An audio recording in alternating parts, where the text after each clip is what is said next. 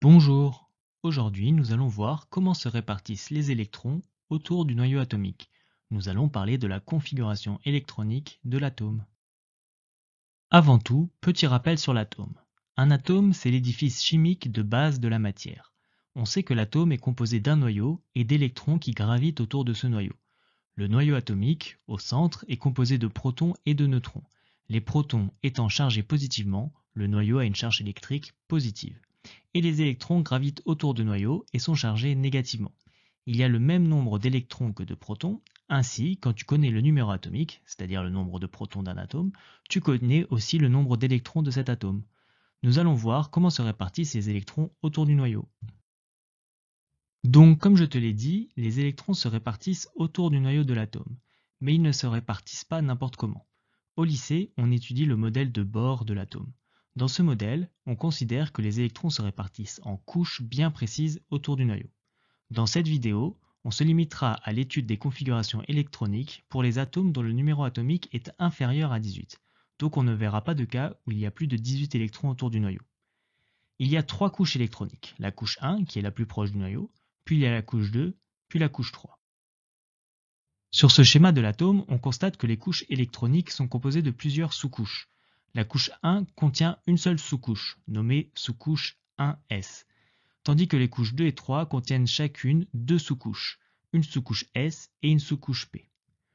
On nomme une sous-couche avec le numéro de couche suivi de la lettre S ou P selon le type de couche. On écrit ensuite ces couches en ligne à la suite en partant de la plus proche du noyau à la plus éloignée. Ça donne 1S, 2S, 2P, 3S, 3P. Cette suite est à connaître pour réussir à écrire la configuration électronique des atomes. Les électrons viennent donc se répartir sur ces sous-couches. Mais pour cela, ils viennent respecter deux règles. Première règle, une sous-couche S peut contenir au maximum 2 électrons, c'est-à-dire qu'elle peut contenir 0, 1 ou 2 électrons, mais pas plus. Une sous-couche P, quant à elle, peut contenir au maximum 6 électrons.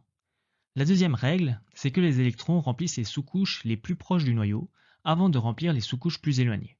Donc les électrons se répartissent d'abord dans la sous-couche 1s jusqu'à la remplir, puis ils remplissent la sous-couche 2s, puis la 2p, etc.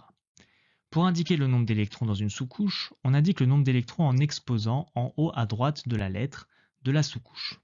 Par exemple, en imaginant qu'il y ait 18 électrons à répartir autour de cet atome, il va y avoir 2 électrons dans la sous-couche 1s, ce qui donne 1s2, puis 2 dans la sous-couche 2s, ce qui donne 2s2, puis 6 dans la sous-couche 2p, ce qui donne 2p6, et ainsi de suite, on aura ensuite 3s2 et 3p6. Petit vocabulaire, lorsqu'une sous-couche est remplie, on dit qu'elle est saturée. Par exemple, ici, toutes les sous-couches sont saturées. Voyons ensemble l'exemple de l'atome de soufre, S, dont le numéro atomique est 16. Il possède donc 16 protons et donc 16 électrons à répartir sur les sous-couches électroniques. Il va d'abord y en avoir 2 dans la sous-couche 1s, ce qui donne 1s2, puis 2 dans la sous-couche 2s, ce qui donne 2s2, puis 6 dans la 2p, ce qui donne 2p6. À ce point-là, on a réparti 10 électrons. Il en reste 6 à répartir, il y en a 2 dans la sous-couche 3s, ce qui donne 3s2, puis 4 dans la sous-couche 3p, ce qui donne 3p4. La configuration électronique de l'atome de soufre est donc 1s2, 2s2, 2p6, 3s2, 3p4. Les électrons qui peuvent réagir avec les électrons d'autres atomes sont les électrons qui se situent dans la couche la plus éloignée du noyau. On appelle cette couche la couche de valence. Et les électrons de valence sont donc les électrons qui se situent sur la couche électronique la plus éloignée. Il s'agit ici de la couche 3, et il y a 6 électrons dans la couche 3. L'atome de soufre possède donc 6 électrons de valence. Voyons un second exemple avec l'atome de fluor, dont le numéro atomique est 9. Il possède donc 9 protons et donc 9 électrons à répartir sur les sous-couches électroniques. Il va d'abord y en avoir 2 dans la sous-couche 1s, ce qui donne 1s2, puis 2 dans la sous-couche 2s, ce qui donne 2s2, puis 5 dans la sous-couche 2p, ce qui donne 2p5. Sa configuration électronique est donc 1s2, 2s2, 2p5. La couche de valence est la couche 2, et il y a donc 7 électrons dans la couche 2. L'atome de fluor possède donc 7 électrons de valence. Voici un petit exercice avec l'atome de silicium F, dont le numéro atomique est 14. Je te laisse mettre la vidéo sur pause, prendre un stylo et une feuille et déterminer sa structure électronique ainsi que le nombre d'électrons de valence.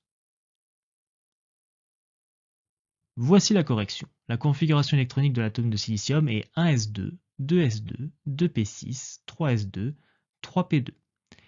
La couche de valence est la couche 3, il y a donc 4 électrons sur la couche 3. L'atome de silicium possède donc 4 électrons de valence. Voilà, c'est tout pour cette vidéo, j'espère qu'elle t'a plu et qu'elle t'aidera à progresser en physique-chimie. N'hésite pas à indiquer que la vidéo t'a plu, à la partager à tes camarades et à t'abonner. À bientôt.